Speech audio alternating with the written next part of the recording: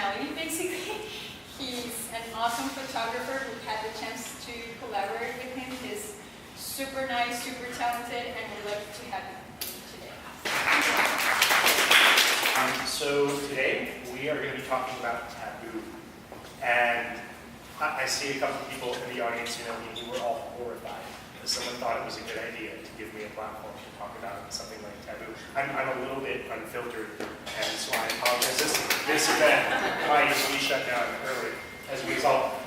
So before we get into that, I want to, I worked really hard on coming up with that question. It was a lot harder to come up with the name tag question at the top. So I want to hear some of the answers, guys. What are your guilty pleasures before we get there? Sweets? Oh, that's a stock answer. That doesn't count. Drunk? Okay. Drunk. Ice cream. Ice cream? Jackson's ice cream. Oh, that is. Do you ever feel like that twinge of shame when you realize you've been standing in line there for 2 hours? Because I do. Like you see the same car come down the street 2 or 3 times and you're still standing in line for your ice cream. All of you picked awesome, safe answer. That dude picked hot dogs, and that's kind of gross. Hot dogs are terrible for you. So before we kick off, I want everyone to do an activity. So I want you to turn to your neighbor. If you don't have a neighbor, turn to someone close to you. And I want you to look them in the eye. And I want you to ask them, what do you do? So take a minute.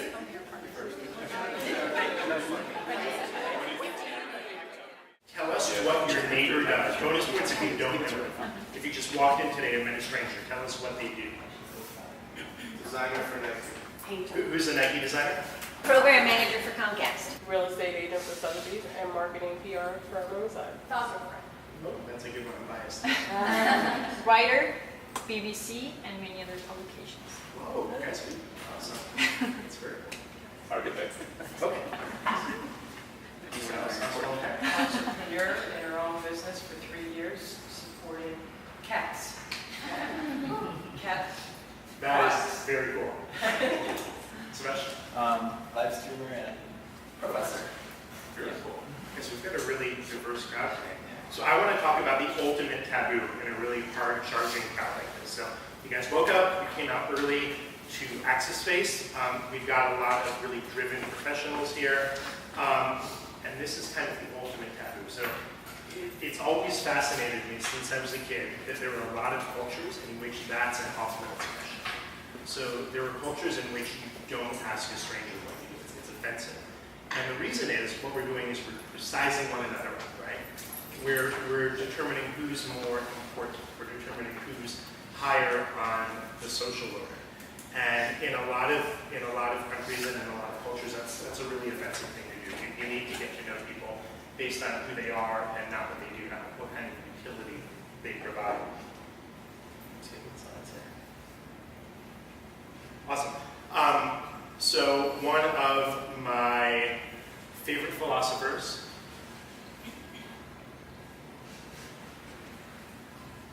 has a fantastic quote. I have 2 favorite philosophers. My other is Will Ferrell, and he may make an appearance later on today. It's important that we recognize that we're not our jobs. We're not how much money we have in the bank. We're not the cars we drive. We're not the contents of our wallet. I edited the next line of it. We're not our cat keys. And I think that there's a better and a far more holistic way to answer the question, what do you do? And I think it's important that we reframe it in our minds, and we don't get stuck in the trap of thinking that what we do for a living or for a profession defines who we are. And when someone asks you that, I want you to take the opportunity to just flip it in your head, ask yourself the question in a different way, and then give that answer. And the question that I want us to ask is, who are you? So it sounds similar, but it's a much, much bigger question. So guys, I want you to take a minute, and I want you to ask that same person. We're going to do this super quick, 30 seconds at most. Ask them, what do you do? Again, and I want you to hear, who are you? And give that answer. We're going to ask the same question. So if I didn't ask you last time, do it extra kids. So I want to hear from those same people, and I don't remember all of you, I'm sorry, but if you spoke last time, I want you to speak again, and I want you to tell me me what you learned about that person whose answer you got last time. So what was different this time around? So you went. Yes, I did. First time around, I said that he's a photographer, and this time I'm saying that he's a creative entrepreneur with a passion for arts and music. Arts and Perfect. You went.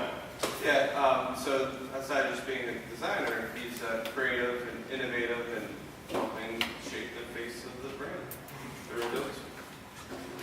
Cool. Passionate person, loves to help people along the way. And then I asked her what she would like set on her tombstone. And That's a good question. Yeah.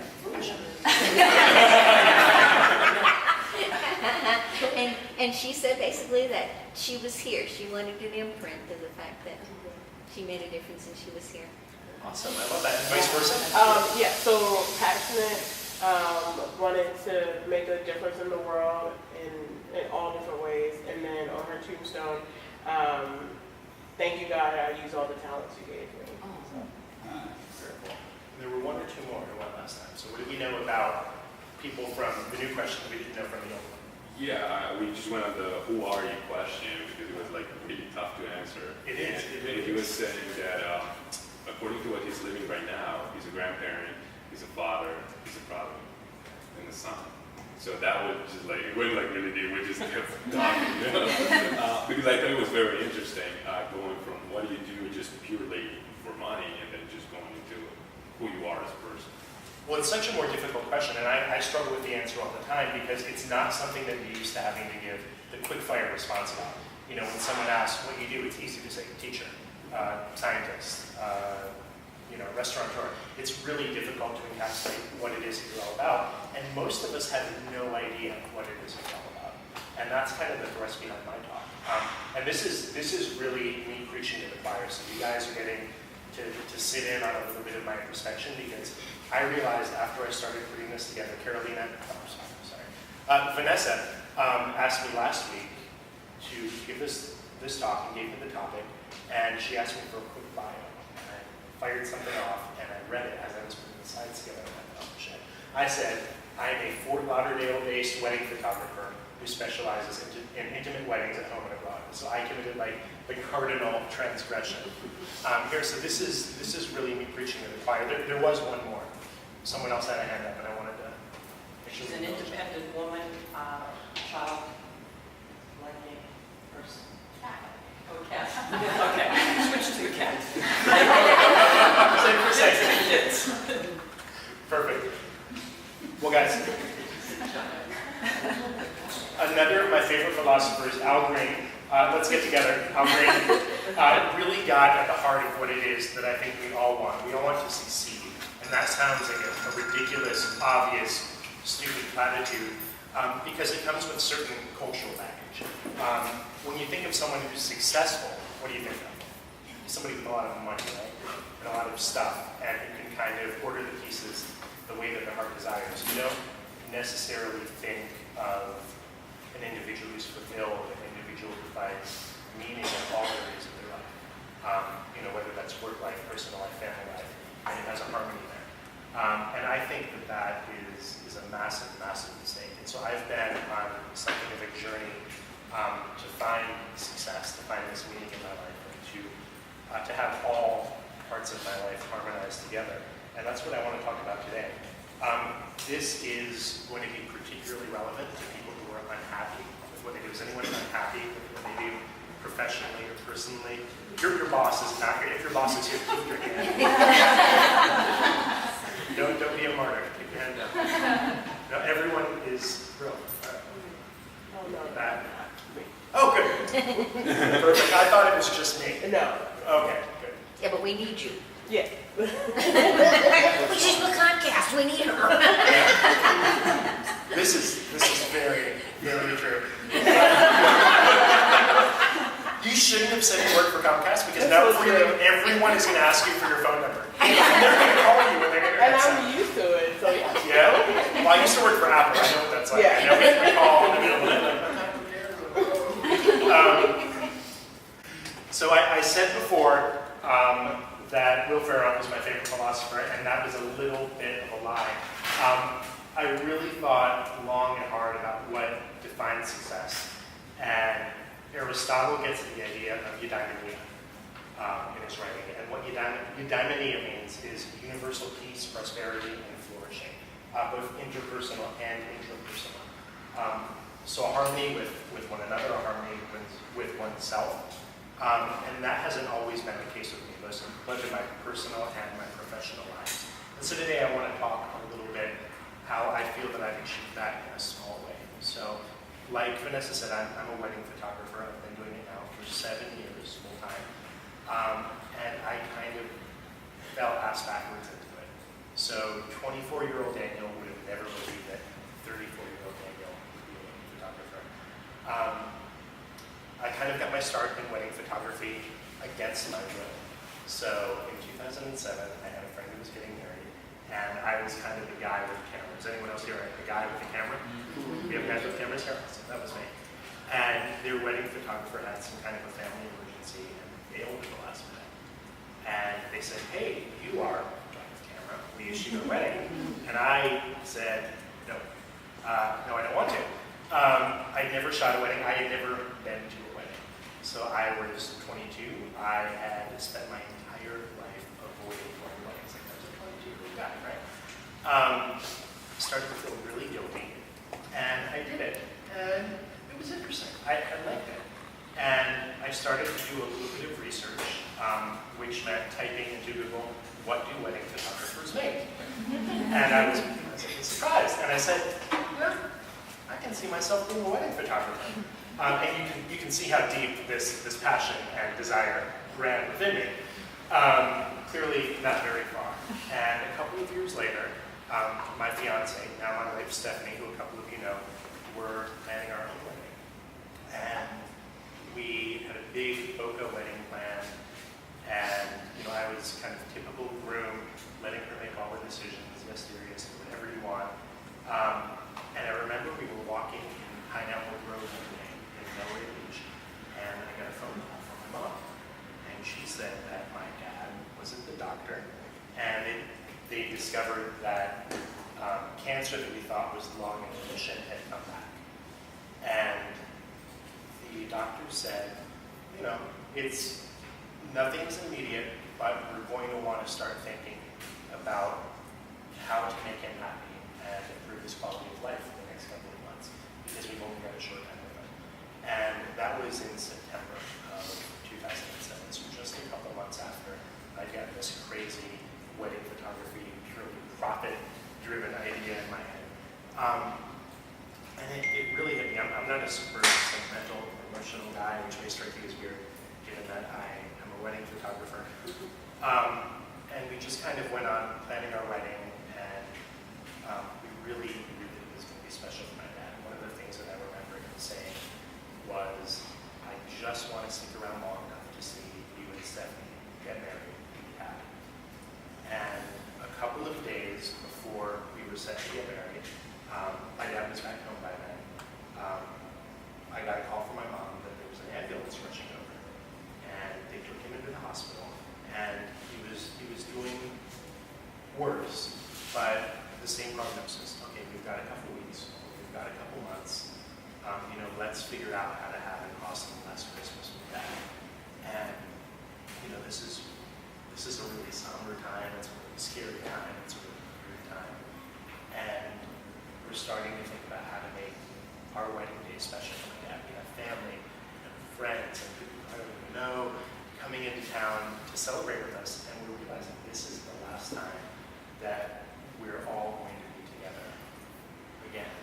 And we need to make sure that this is a special time for my dad. So 3 days before our wedding, I'm sleeping on a couch in the waiting room of the Cleveland Clinic, just because we always wanted someone to be there with my dad.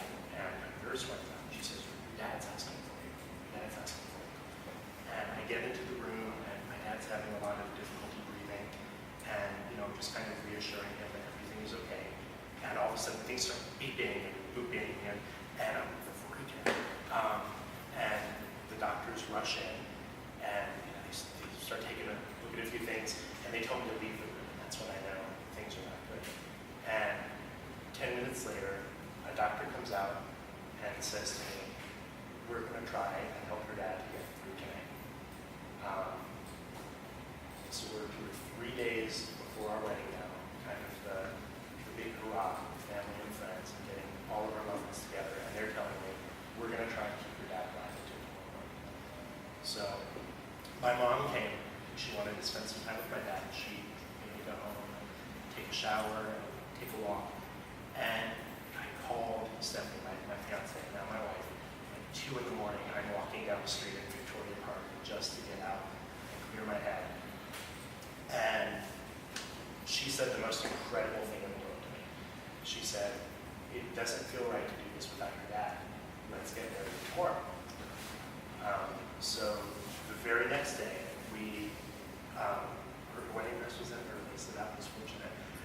We got married in room 6 of the ICU, which is in clinic. So big, fantastic, year in the process, both the wedding planning and during the week. And it's the 2 of us, our pastor, our parents, in the hospital. And I'm holding my dad's hand, and he was only kind of semi-conscious at that time. And I remember that as we recited our vows, he squeezed my hand. And I like to think that that was his way of letting me know that he knew what we were doing, and that it was valued to him. We appreciated that. We didn't want to go too far from the hospital because everything was kind of in the flux. So we had a fantastic first meal as newlyweds at Flanagan's, which I highly recommend for newlyweds everywhere. And we spent our first night as a married couple sleeping on the couches of the waiting room. Also highly recommended, desirable honeymoon spot.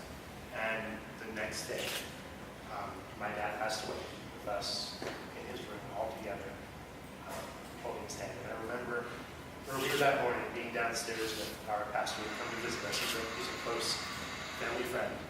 And he said to me, this is a terrible situation, but you're going to be able to love your wife and appreciate your wife in ways that you never could have had it not been for the situation. Nobody wants to go to someone they love and say, hey, this big event filled with meaning that you have been planning for the past year, how about if we throw it all out the window so that we can get married in a room surrounded by people connected to machines? And to her credit, her undying, everlasting credit, she's the one who brought that up. She threw everything out the window. We ended up having our ceremony the next day because my mom convinced me that it would have really disappointed my dad if he knew that we didn't go ahead with it. Albeit with a very different vibe on a much more somber note. A lot of people didn't even realize it was still on, so people didn't come.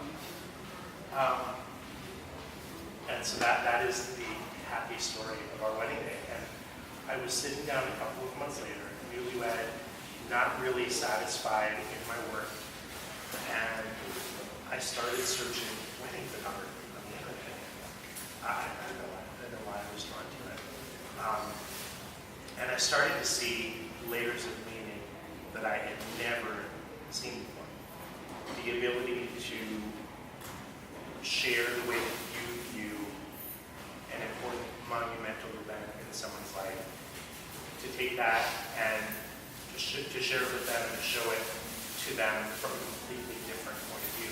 And all of a sudden, what I wanted to do became meaningful. I wasn't taking how much wedding photographers make a do anymore. I was devouring it. And I was approaching it because I had something inside me that I really wanted to share with people.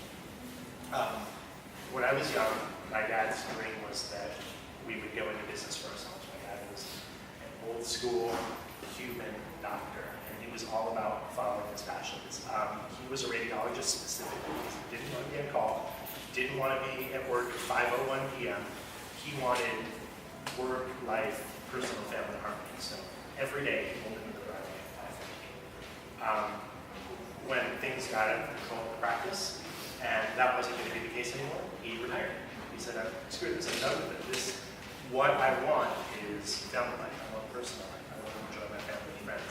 I don't want to push paperwork all night. started to think about that. I started to think about what my dad wanted for me. And I began to realize that my dad had given me a gift. My dad had given me the ability to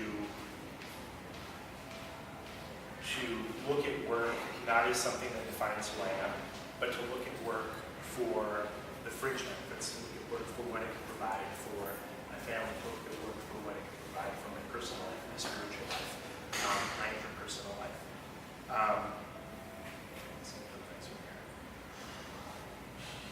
So back to the pegging work. You know when you meet someone you haven't seen them since high school, and they ask, "What do you do?" And you know that you're kind of sizing one another up. And if they give certain answers, you're really like, "Oh, well, let me tell you what I do." And if they give another answer, you're like, you try and make your job sound really important, like that. Assistant regional manager, Dunder Mifflin's friend, right? Sizing one another up. And what I've sought to do in my personal life, and this isn't by any means prescriptive, I think that we all need to find our own paths in this, is to turn it on its head inside your own mind and to answer back, who are you? So it's really, really important for me to put this out there because I don't want anyone to get wrong. I don't do weddings. So I don't find fulfillment in the fact that what I do is important or what I do on the surface is something that I love. I do not go home. I'm not going to run home and read Martha Stewart weddings after this. I don't give a shit about your wedding dress or your shoes or your bouquets. I don't remember what our bouquets looked like at my wedding. I love wedding photography because of what wedding photography provides. So wedding photography allows me to share with clients. It allows them to experience something. But most importantly, wedding photography is a means to an end for the life that I want to live. So I have a beautiful 2.5-year-old daughter. I've got a fantastic, as you've all heard, wife.